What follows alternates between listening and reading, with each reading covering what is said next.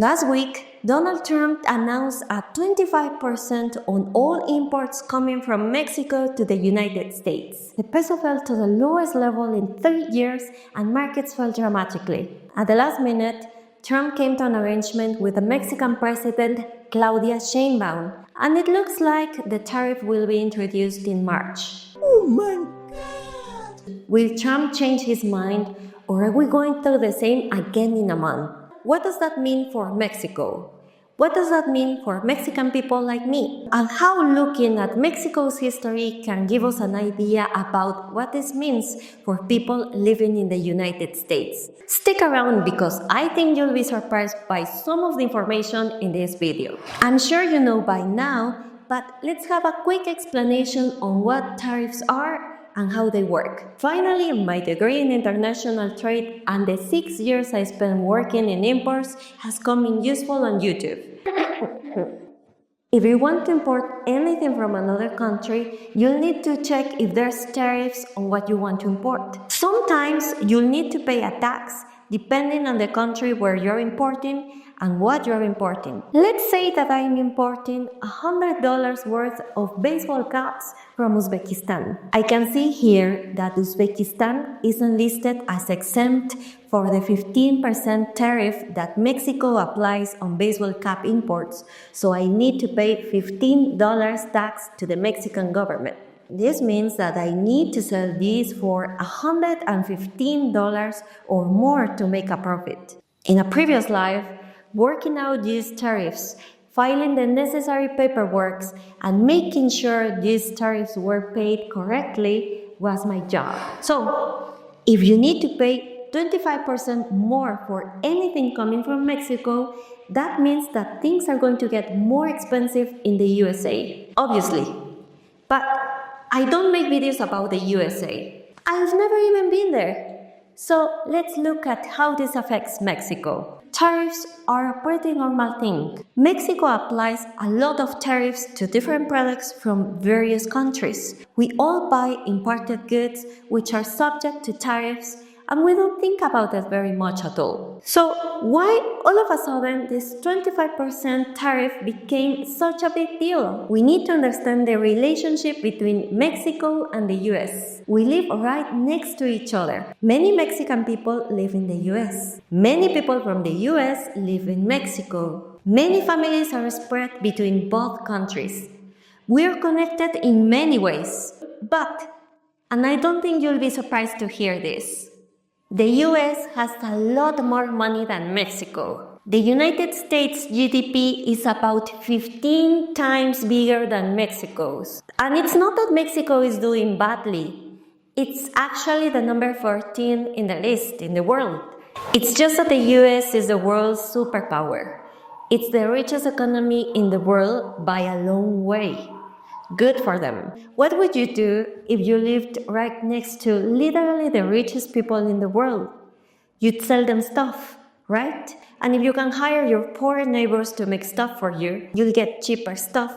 Everybody wins. And that's how things have been going through the US and Mexico for a while now. Although it hasn't been always like that. I'll explain later. We don't like to be the richest country in the world, but the next best thing is to live right next to them and be able to sell them products. Because of this situation, a large part of Mexico's economy has been built up around the US. It's not as though we don't export to other countries, but let's face it, if one of the richest countries in the world is right next to you, that's going to be your priority. As a result, about 82% of exports from Mexico go to the United States. And in 2023, exports made about 36% of Mexico's GDP. And it's not just Mexicans that are making things in Mexico to sell in the US. Companies from all over the world, including the US, are making things in Mexico to sell in the world's largest economy next door. Toyota, Honda, Volkswagen, Colgate, you name it. Any big brand you might know probably has a factory in Mexico, which produces products, and the main destination for these products is the USA. It just makes sense.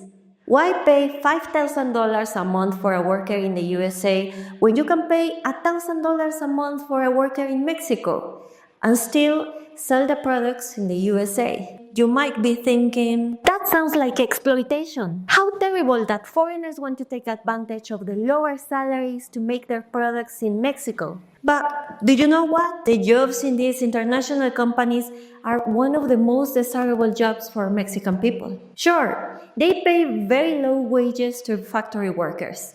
Probably the minimum wage, which is around $15 per day. But each factory needs accountants, human resources, lawyers, marketers, as well as a whole lot of other professional roles. These jobs were the jobs that me and my colleagues from university wanted.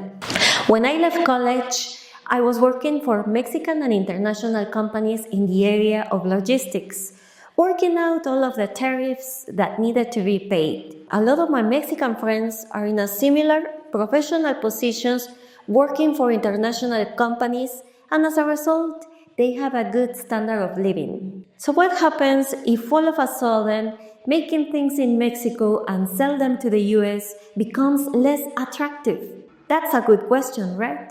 As we've seen, a very large part of the economy depends on just doing this. If Mexico becomes less attractive to make things and sell them to the US, what happens? I imagine that many companies won't be able to continue competing in the US market if all of a sudden their products cost 25% more. Maybe their sales will drop. In any case, these international companies which provide the comfortable middle and upper class jobs might not have so much money anymore. As I mentioned, a lot of my Mexican friends work in this position, and I hope that they don't have problems as a result of these tariffs. Maybe these tariffs will be postponed again and again. Maybe they will never be introduced. But would you want to open a factory in Mexico with all of this uncertainty? Just the threat of tariffs in Mexico is already hurting Mexico's economy. But it could not all be negative news. When the 25% tariffs were announced, the peso weakened as a result of this threat. All of a sudden, it became cheaper to produce in Mexico. People like me, whose income is in dollars, had more pesos than before. Also, families in Mexico who receive remittances from members working in the US were able to receive more pesos for each dollar transferred. The peso recovered a bit when the tariffs were paused. But now we know what could happen if they are actually implemented. As I mentioned before, Mexico already places tariffs to different products from many countries. Our president, Claudia Sheinbaum, has said that she will respond to Trump's tariffs in kind. That means that products imported from the US will cost more. So prices will rise for us Mexicans just the way they will increase for consumers in the US due to Trump's tariffs. Remember when I said that the relationship between Mexico and the US hadn't always been like this? Well, our current collaboration really kicked off in 1994 with the North American Free Trade Agreement, or NAFTA, which was when Canada, the United States, and Mexico decided that they could trade freely with minimal barriers. Before NAFTA, Mexico had a totally different policy on trade. Mexico was a protectionist country. That meant that Mexico wanted to protect Mexican companies from having to compete with other companies from abroad. What did we do to do this? Well, they placed tariffs on almost every product. Sounds familiar? During this period, the average tariff was 27%. But for consumer goods, it was between 50 to 100%. And for cars, it was between 100 and 150%.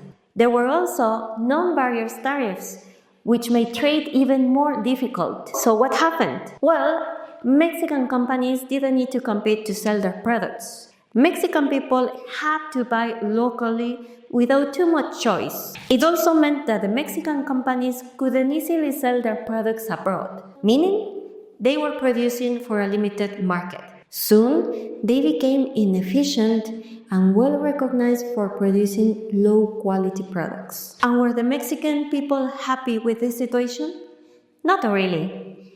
Enter the word fayuca here. Fayuca was a slang word for products that were smuggled into Mexico, avoiding the tariffs and trade restrictions. Since people weren't happy with the low quality and expensive Mexican produced goods on offer legally, a huge black market emerged where people would buy these products illegally. I'm not going to say that there were losers from NAFTA and this free trade. When markets opened, a lot of companies in Mexico couldn't compete with high-quality products from abroad. But since NAFTA, the average Mexican has had the freedom to buy more high-quality international goods legally. Free trade has converted Mexico from a country of low quality, inefficient production into a place where everyone wants to create their products. As a result, many good jobs have been created.